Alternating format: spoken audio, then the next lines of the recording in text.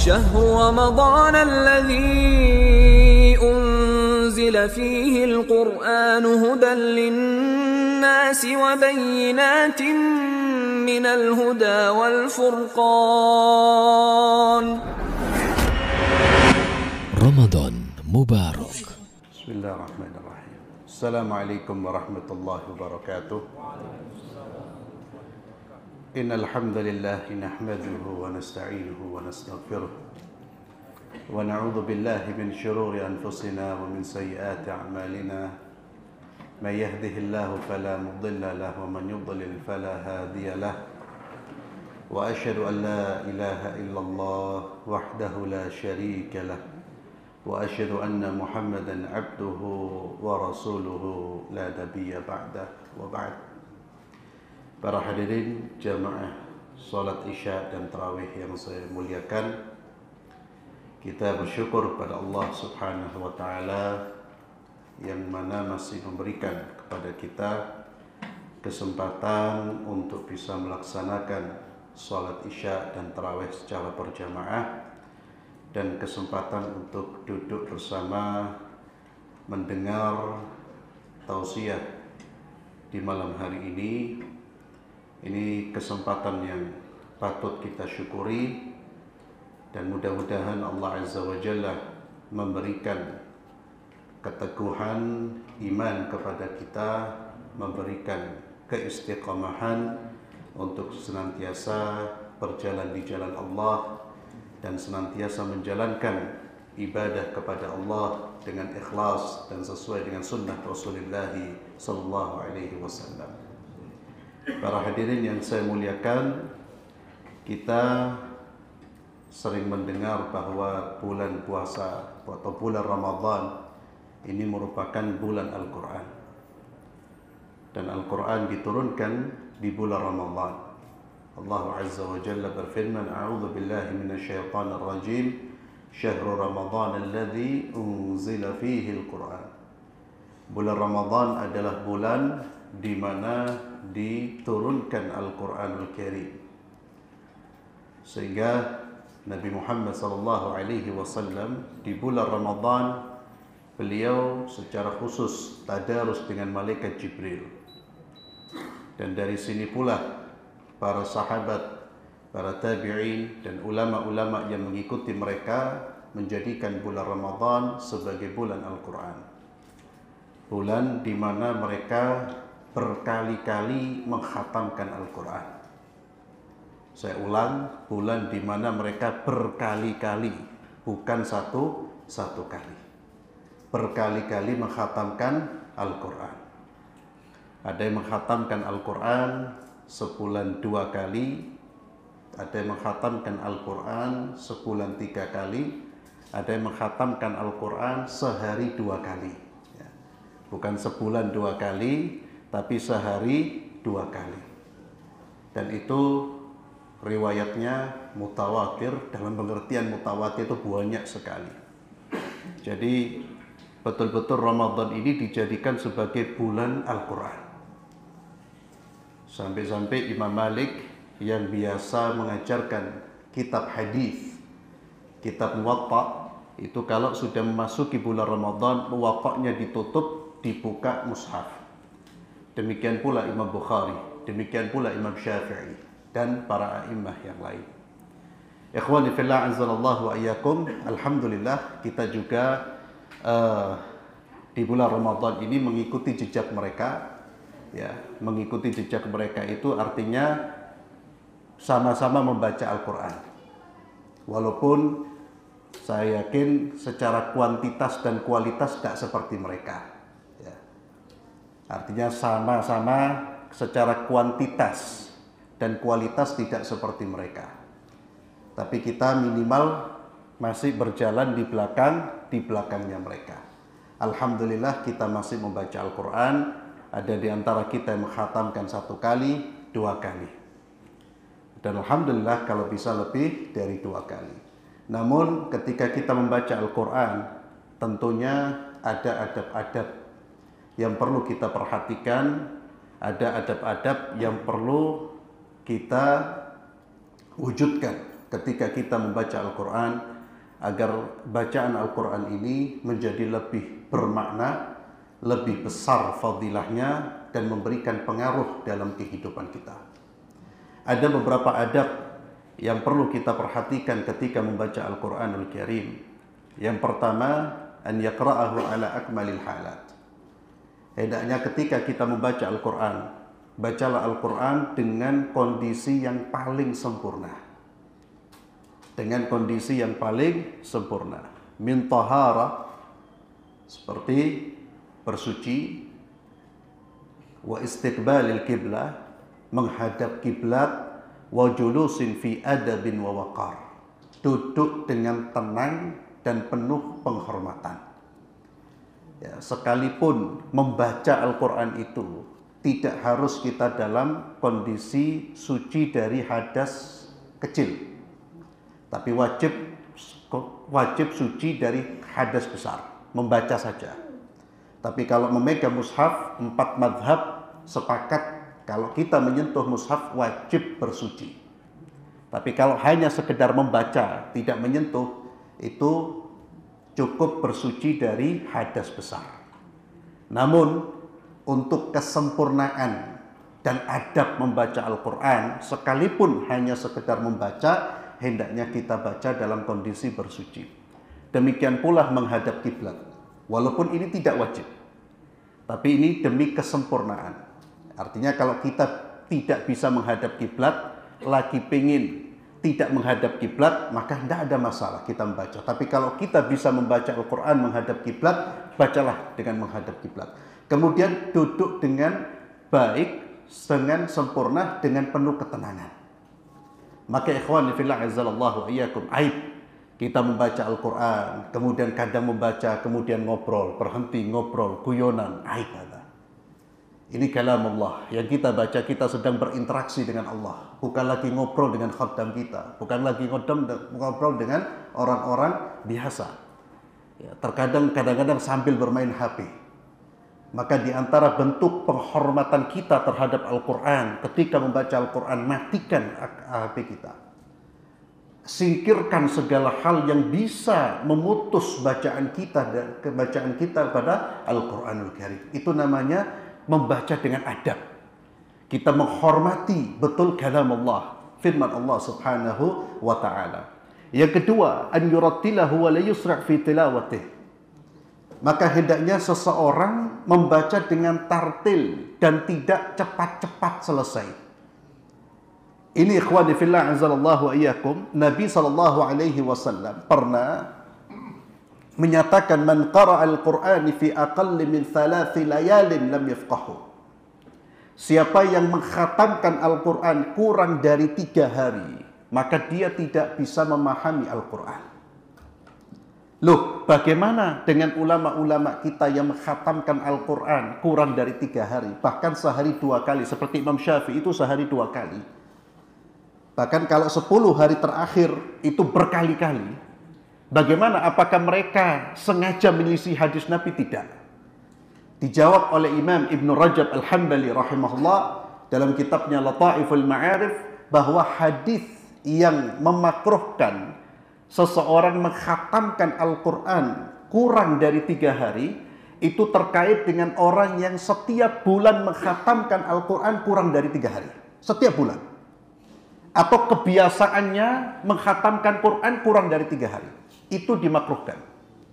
Namun kalau seseorang di waktu-waktu yang mulia seperti bulan Ramadan, atau tempat-tempat yang mulia ketika dia memasuki kota Mekah, ketika dia umrah lalu dia mengkhatamkan Al-Quran kurang dari 3 hari, maka tidak dilarang, tidak dimakruhkan. Itulah yang difahami oleh ulama-ulama kita. Jadi yang dilarang oleh Nabi itu adalah al-mudawamah, yakni terus menerus ketika dia membaca Al-Quran selalu khatam kurang dari 3 hari. Walaupun ini insya Allah tidak pernah kita lakukan ini. Ya, mengkhatamkan Al-Quran kurang dari 3 hari. 1 bulan kita khatam ada syukuran sudah. Alhamdulillah. Jadi larangan itu bagi orang yang kurang dari 3 hari dia khatam terus menerus. Maka kata Nabi, orang seperti ini lam yafqahu, dia tidak akan bisa memahami. Namun kalau di waktu-waktu mulia, di saat-saat mulia, dia seperti Ramadan, maka diperbolehkan seseorang mengkhatamkan Al-Quran kurang dari 3 hari. Kemudian dibaca secara tartil dan juga tajwid. Ikhwani fillah, baca Al-Quran bukan seperti baca koran. Baca Al-Quran bukan seperti baca buku-buku yang lain. Ada aturan bacanya. Maka seorang muslim wajib dia membaca Al-Quran dengan tajwid. Oleh karena itu, ketika kita ingin menjadi orang yang akrab dengan Al-Quran, yang sering membaca Al-Quran, maka wajib belajar membaca Al-Quran dengan baik dan benar. Tidak peduli berapapun usia kita. Harus belajar, ikhwani fillah. Dan alhamdulillah sekarang majlis-majlis Al-Quran, tahsin, majlis tahsin, ya, apalagi tahsin ataupun tahfidz banyak. Maka belajar tajwid, belajar membaca Al-Quran dengan baik itu satu keharusan. Jangan sampai kita bertahun-tahun membaca Al-Quran tidak karu-karuan tajwidnya.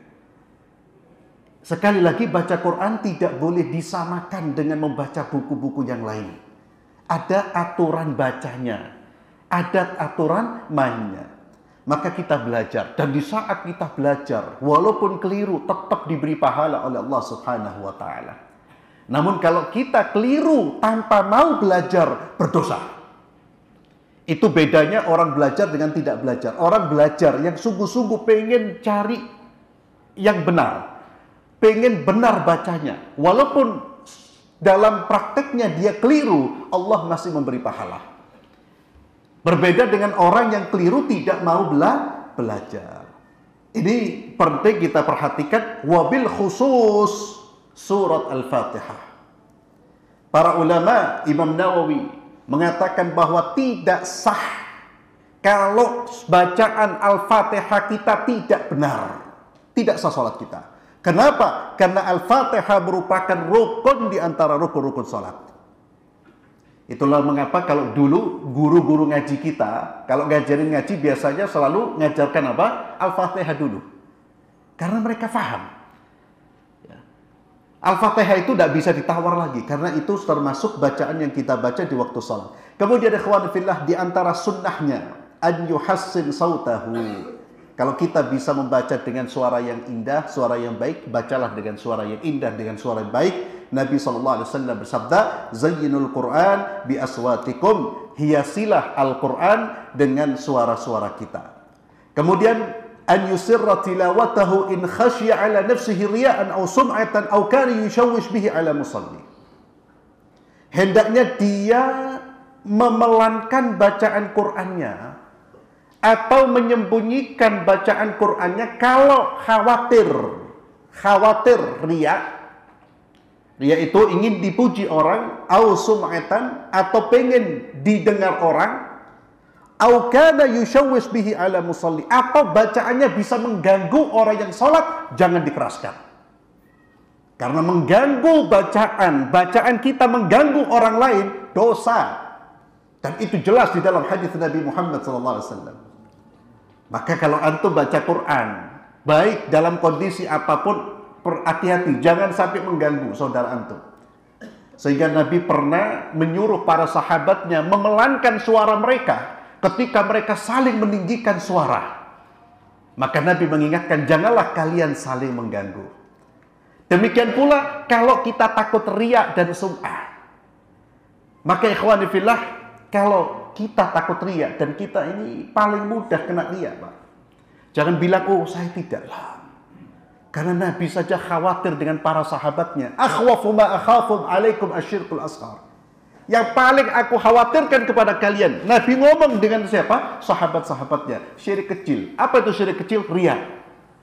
Sahabat. Maka kalau kita bisa tidak menampilkan, jangan ditampilkan. Tapi kalau ditampilkan tidak ada masalah. Yang penting jaga niatnya. Umpamanya kita orang ngaji di masjid, tapi pelankan suara. Jangan mengganggu orang. Karena baca Quran itu bukan untuk diperdengarkan kepada orang lain, untuk diri kita. Itu tujuan baca Quran. Bukan baca Quran tidak seperti adzan. Adzan tujuannya diperdengarkan agar orang di luar dengar. Tapi bacaan keluar tidak perlu diperdengarkan. Tujuannya buat kita. Makanya ikhwan fillah, tolong di bulan Ramadan tidak usah takok-takokan, tanya-tanyaan. Itu khatam berapa juz? Sudah perlu. Ya.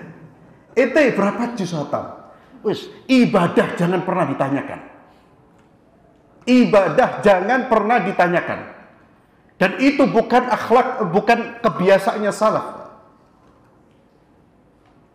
Alhamdulillah, apalagi dilaporkan. Alhamdulillah hari ini, alhamdulillah anak sudah 15 juz. Alhamdulillah, bersyukur pada Allah. Alhamdulillah. Insyaallah.